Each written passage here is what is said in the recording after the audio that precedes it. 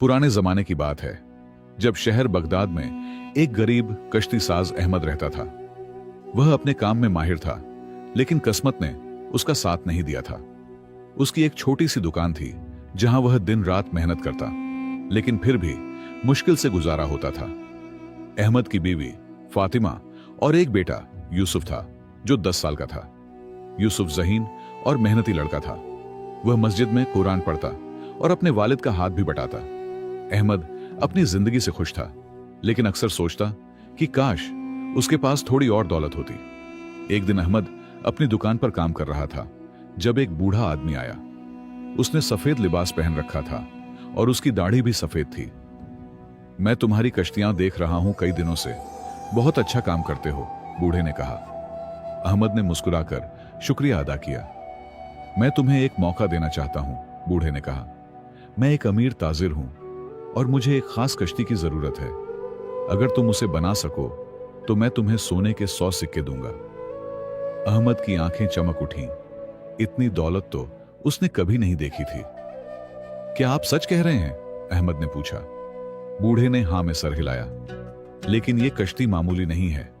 इसे 1 महीने में पूरा करना होगा और इसमें खास लकड़ी इस्तेमाल करनी होगी जो सिर्फ बगदाद से दूर पहाड़ों में मिलती है। अहमद सोच में पड़ गया। यह काम मुश्किल था, पहाड़ों का सफर खतरनाक था और 1 महीने में कश्ती बनाना भी आसान नहीं था। लेकिन 100 सोने के सिक्के उसकी जिंदगी बदल सकते थे। मैं ये काम करूंगा, अहमद ने हिम्मत से कहा। ताजिर ने मुस्कुराकर 20 सोने के सिक्के अहमद को दिए और कहा, यह पेशगी है, बाकी काम पूरा होने पर मिलेंगे। याद रखो, वक्त कम है और मैं सिर्फ बेहतरीन काम कबूल करूंगा। यह कहकर वो चला गया। अहमद के हाथ में सोने के सिक्के थे। घर आकर अहमद ने फातिमा को सारी बात बताई। फातिमा खुश थी, लेकिन फिक्रमंद भी। पहाड़ों का सफर खतरनाक है और आप अकेले कैसे जाएंगे? उसने पूछा। अहमद ने कहा, अल्लाह पर भरोसा रखो, वही हमारी मदद करेगा। मैं कल ही निकलूंगा। अगले दिन सूरज निकलते ही अहमद सफर की तैयारी करने लगा। यूसुफ ने अपने अब्बू से कहा, मैं भी आपके साथ चलूंगा। अहमद ने मना किया, लेकिन यूसुफ ने जिद की, मैं आपकी मदद करूंगा, अकेले आप काम कैसे करेंगे? आखिरकार अहमद मान गया। अहमद ने फातिमा से रुखसत ली। फिक्र मत करो, हम जल्द वापस आएंगे। फातिमा ने आंसू रोकते हुए दुआ दी, अल्लाह तुम्हारा हाफिज व नासिर हो। इस तरह अहमद और यूसुफ ने अपना सफर शुरू किया, न जानते हुए कि आगे क्या खतरात और आजमाइशें उनका इंतजार कर रही हैं। अहमद और यूसुफ बगदाद शहर से बाहर निकलकर उत्तरी पहाड़ों की तरफ अपना सफर शुरू किया। रास्ता लंबा और मुश्किल था। पहले दिन वे बहुत आगे निकल गए, क्योंकि अहमद के पास अच्छी सवारी थी जो उसने सोने के सिक्कों से खरीदी थी। दूसरे दिन वे एक छोटे से गांव में पहुंचे। वहां एक मुसाफिर खाना था जहां वे रुके। मुसाफिर खाने का मालिक बशीर एक नेक दिल इंसान था। पहाड़ों में जाने का इरादा है, ये मौसम ठीक नहीं है, रास्ते खतरनाक हैं, बशीर ने बताया। अहमद ने अपना मकसद बताया तो बशीर हैरान हुआ। वो खास लकड़ी सिर्फ सियाह पहाड़ पर मिलती है, जहां पहुंचना आसान नहीं। कई लोग वहां गए और लौटे नहीं। यूसुफ डर गया, लेकिन अहमद ने उसे दिलासा दिया, अल्लाह हमारे साथ है। तीसरे दिन उन्होंने अपना सफर जारी रखा। रास्ता अब पहले से ज्यादा मुश्किल हो गया था। अचानक आसमान पर बादल छा गए और बारिश शुरू हो गई। अब्बू, हमें कहीं पनाह लेनी चाहिए, यूसुफ चिल्लाया। उन्होंने जल्दी से एक घर में पनाह ली। घर में एक बूढ़ा आदमी पहले से ही मौजूद था। वह आग जला रहा था। आओ बेटो, आग के करीब बैठो, उसने मेहरबानी से कहा। बूढ़े का नाम सालेह था और वह कई सालों से पहाड़ों में रहता था। तुम कहां जा रहे हो? उसने पूछा। जब अहमद ने अपना मकसद बताया तो सालेह गहरी सोच में पड़ गया। सियाह पहाड़ खतरनाक है, वहां जाना आसान नहीं, लेकिन मैं तुम्हारी मदद कर सकता हूं। मैं वहां कई बार गया हूं और रास्ता जानता हूं। यह सुनकर अहमद खुश हुआ। सालेह ने अहमद से कहा, मैं तुम्हारा रहनुमा बनूंगा, लेकिन एक शर्त है, जो कुछ भी तुम वहां से कमाओ उसमें से एक हिस्सा जरूरतमंदों में तकसीम करना होगा। अहमद ने फौरन हां कर दी। यह तो मेरा फर्ज है, ज़कात अदा करना। अगले दिन तीनों सियाह पहाड़ की तरफ रवाना हुए। रास्ते में सालेह ने उन्हें बहुत सी कहानियां सुनाई। तकदीर अल्लाह के हाथ में है, लेकिन हमारे अमाल हमारे अपने हाथ में हैं, वह अक्सर कहता। यूसुफ उसकी बातें बड़े गौर से सुनता। चौथे दिन उन्हें रास्ते में एक जख्मी आदमी मिला। वह लुटेरों का शिकार हुआ था। सालेह ने उसकी मरहम पट्टी की और अहमद ने उसे अपने पास से खाना और पानी दिया। मैं तुम्हारा एहसान कभी नहीं भूलूंगा, जख्मी आदमी ने कहा। पांचवें दिन वे एक नदी के किनारे पहुंचे जिसे पार करना था। नदी में पानी तेजी से बह रहा था। हमें यहां रात गुजारनी होगी, सुबह नदी कम हो जाएगी, सालेह ने कहा। रात को जब सब सो रहे थे, अहमद ने आसमान पर चमकते सितारों को देखा और सोचा कि अल्लाह ने उसे यह मौका क्यों दिया है। सुबह होते ही नदी का पानी कम हो गया था। तीनों ने बिस्मिल्लाह पढ़कर नदी पार करना शुरू किया। पानी ठंडा था और तेज बहाव में यूसुफ का पांव फिसल गया। अहमद ने जल्दी से उसे पकड़ लिया। खौफ मत करो बेटे, मैं तुम्हारे साथ हूं। नदी पार करने के बाद उनका सफर और मुश्किल हो गया। रास्ता तंग और पथरीला था। सालेह आगे आगे चल रहा था। यहां से आगे जंगल है, वहां बहुत से जानवर हैं, हमें एहतियात बरतनी होगी। अहमद ने अपनी छुरी संभाल ली। जंगल में दाखिल होते ही उन्हें अजीब आवाजें सुनाई दी। यूसुफ डर गया था, लेकिन सालेह मुस्कुराया। ये बंदर हैं, ये हमें नुकसान नहीं पहुंचाएंगे। जंगल घना था और सूरज की रोशनी मुश्किल से अंदर आती थी। दोपहर के वक्त वे एक झरने के पास रुके। पानी साफ और मीठा था। अचानक सालेह ने उन्हें खामोश रहने का इशारा किया। कोई हमारा पीछा कर रहा है, उसने धीमी आवाज में कहा। अहमद ने पीछे देखा, लेकिन कुछ नजर नहीं आया। झरने से कुछ दूर उन्हें 3 आदमी मिले जो हथियारबंद थे। रुको, उनमें से एक ने आवाज दी। ये हमारा इलाका है, यहां से गुजरने के लिए टैक्स देना होगा। सालेह ने अहमद को इशारा किया कि वो चुप रहे। हम मुसाफिर हैं, हमारे पास ज्यादा कुछ नहीं है, सालेह ने कहा। लेकिन वो आदमी नहीं माने। अचानक जंगल से एक आवाज आई, उन्हें जाने दो। ये वही जख्मी आदमी था जिसकी उन्होंने मदद की थी। इन लोगों ने मेरी जान बचाई है। जख्मी आदमी का नाम करीम था और ये लोग उसी के साथी थे। ये अच्छे लोग हैं, करीम ने अपने साथियों से कहा। उन लोगों ने न सिर्फ उन्हें जाने दिया, बल्कि आगे के सफर के बारे में कीमती मालूमात भी दी। शुक्रिया करीम, अहमद ने कहा। तुम्हारी मदद करना मेरा फर्ज था। करीम मुस्कुराया। देखो, नेकी का बदला नेकी से मिला है। यूसुफ ने गौर से यह बात सुनी और अपने दिल में महफूज कर ली कि नेकी कभी जाया नहीं होती। अगले दिन वे एक पहाड़ी दर्रे पर पहुंचे जहां से सियाह पहाड़ नजर आता था। बस 2 दिन और, सालेह ने बताया। रात को जब यूसुफ सो गया, सालेह ने अहमद से पूछा, क्या तुम वाकई जानते हो कि यह सफर क्यों कर रहे हो? अहमद ने जवाब दिया, मैं अपने खानदान के लिए बेहतर जिंदगी चाहता हूं। सालेह गहराई से मुस्कुराया। शायद तकदीर ने तुम्हें यहां दौलत से बढ़कर कुछ देने के लिए भेजा है। अहमद सोच में पड़ गया। क्या वाकई इस सफर में कोई गहरा मकसद है? नए दिन की रोशनी में तीनों मुसाफिर सियाह पहाड़ की तरफ बढ़ने लगे। रास्ता अब पहले से भी ज्यादा खतरनाक हो गया था। पहाड़ी ढलान बहुत तेज थी और पत्थर अक्सर उनके कदमों तले से फिसल जाते। यूसुफ थक गया था, लेकिन उसने कोई शिकायत नहीं की। दोपहर को अचानक आसमान पर काले बादल छा गए।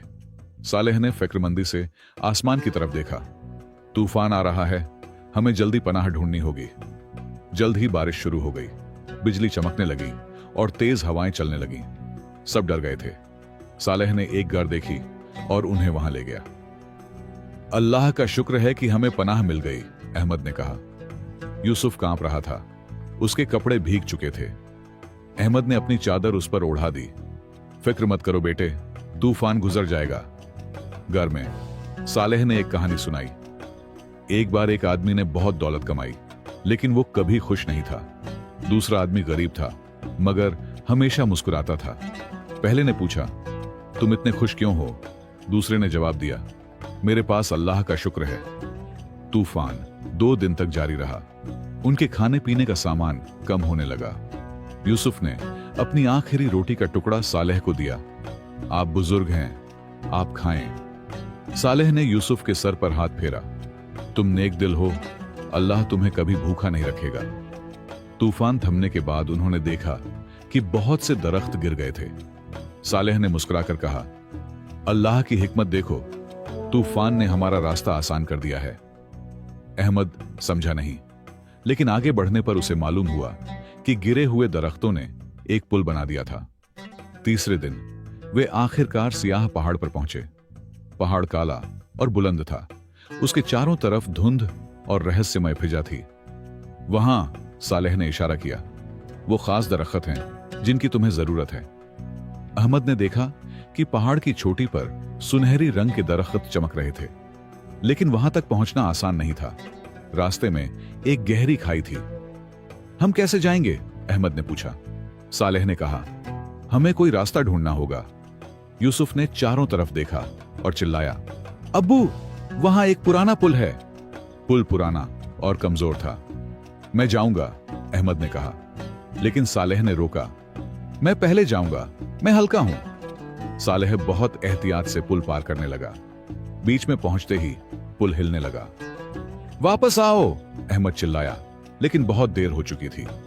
पुल टूट गया और सालेह गहरी खाई में गिर गया। सालेह! अहमद और यूसुफ चिल्लाए। उनकी आंखों में आंसू भर आए। अहमद को लगा कि सालेह की जान जा चुकी होगी, लेकिन तभी खाई से आवाज आई, मैं जिंदा हूं, मैं नीचे एक चट्टान पर गिरा हूं, हम तुम्हें निकालेंगे। अहमद ने सालेह को आवाज दी। यूसुफ रोते हुए अपने अब्बू से लिपट गया। क्या हम सालेह चचा को बचा सकेंगे? अहमद ने बेटे को दिलासा दिया, हां बेटे, अल्लाह हमारी मदद करेगा। उन्होंने चारों तरफ देखा कि कोई रास्ता मिले। अहमद ने अपने सामान से रस्सी निकाली और एक बड़े पत्थर से बांध दी। सालेह, मैं रस्सी नीचे भेज रहा हूं, इसे पकड़ लो। लेकिन रस्सी बहुत छोटी थी, सालेह तक नहीं पहुंची। यूसुफ ने अपने कपड़े उतारकर रस्सी में बांध दिए। अब्बू, अब कोशिश करें।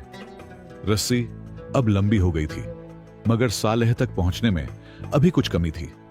अहमद परेशान हो गया। तभी उसे जंगल की तरफ से आवाजें सुनाई दी।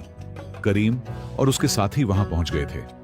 हमने तूफान में तुम्हारे निशान देखे और तुम्हारा पीछा किया, करीम ने कहा। करीम के पास लंबी रस्सियां थीं। उन्होंने जल्दी से सालेह को निकालने का बंदोबस्त किया। पकड़ो, करीम ने रस्सी नीचे फेंकी।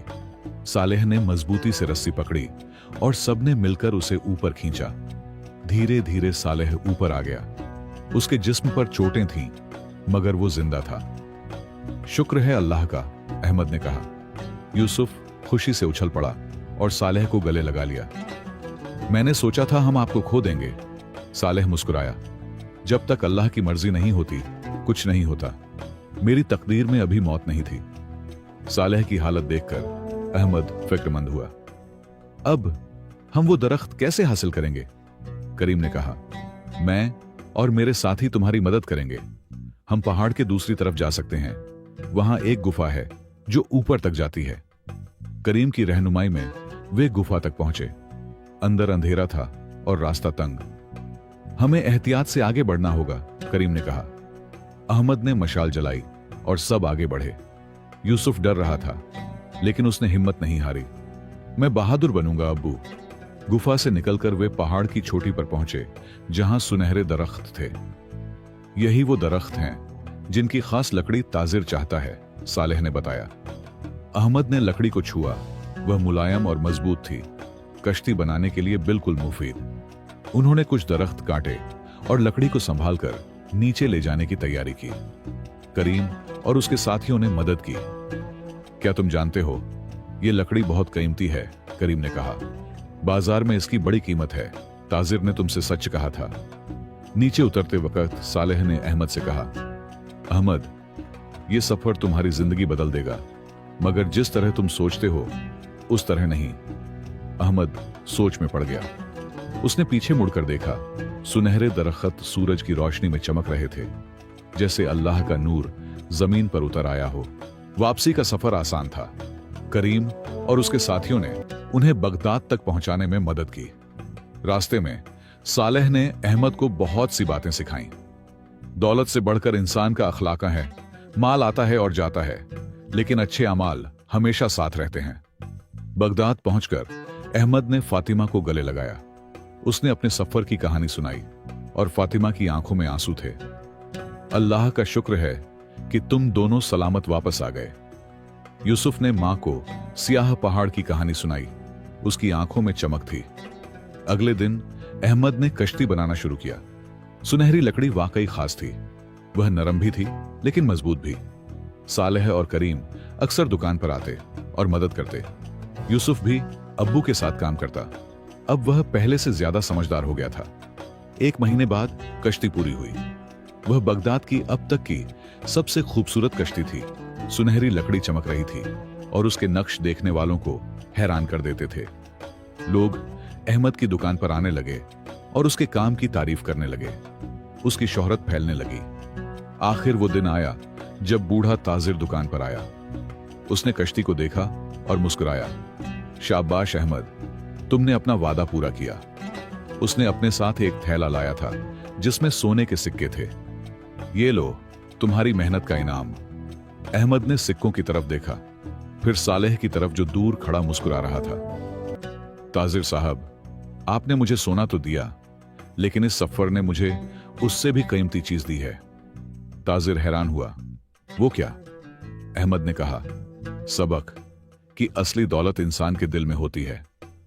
अहमद ने सिक्कों का 1/4 हिस्सा सालेह को दिया। आपकी मदद के बिना यह मुमकिन नहीं था। 1/4 करीम को दिया। ये आप और आपके साथियों की मदद का शुक्रिया है। 1/4 उसने मस्जिद को दान किया। ये अल्लाह का शुक्र है। बाकी सिक्के उसने अपने घर के लिए रखे।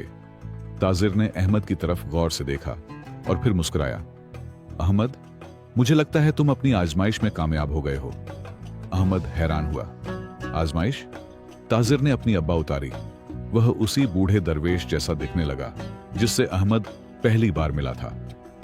मैं दरवेश इब्राहिम हूं। मैं लोगों को आजमाता हूं, यह देखने के लिए कि सफर के दौरान वो क्या सीखते हैं। तुमने दिखाया कि तुम्हारे लिए पैसों से ज्यादा अहम अखलाक और मोहब्बत है। अहमद अब भी हैरान था जब दरवेश ने कहा, सालेह भी मेरा साथी है। हम लोगों को सच्ची दौलत की राह दिखाते हैं। सालों बाद अहमद बगदाद का मशहूर कश्तीसाज बन गया, लेकिन लोग उसकी कश्तियों से ज्यादा उसकी सखावत और अखलाकन के लिए उसे जानते थे। जब कोई उससे पूछता कि वो इतना कामयाब कैसे हुआ, तो वह मुस्कुराकर कहता, मुझे तकदीर का सफर करना पड़ा, जिसने सिखाया कि असली दौलत दिल की पाकीज़गी और नेक अमाल में है।